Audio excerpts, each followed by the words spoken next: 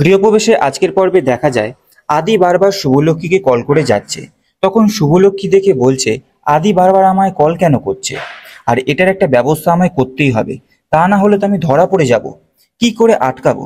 তারপর শুভলক্ষ্মী আদির কলটা তোলে।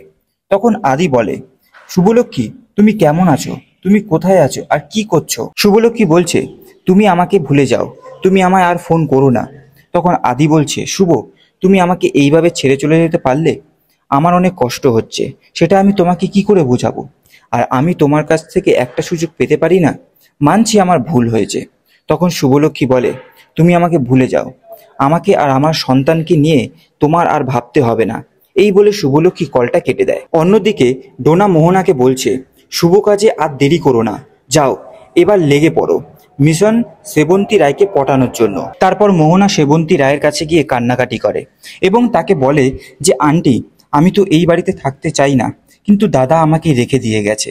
আমি তো কোনোদিনও তোমাদের ওপর কোনো প্রেশার ক্রিয়েট করতে চাইনি। এইদিকে পাশে দাঁড়িয়ে লক্ষ্মী ভাবছে, মোহনা কেন মায়ের কাছে এত সিম্প্যাথি নিচ্ছে? মোহনাকে দেখে তোমার এত কষ্ট হলো মা?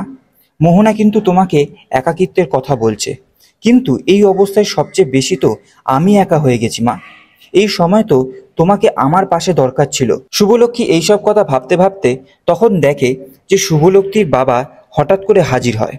তখন শুভলক্ষ্মী দেখে বলে, ঠাকুর তুমি ভালো করেছো, তুমি ভালো সময় বাবাকে পাঠিয়েছো।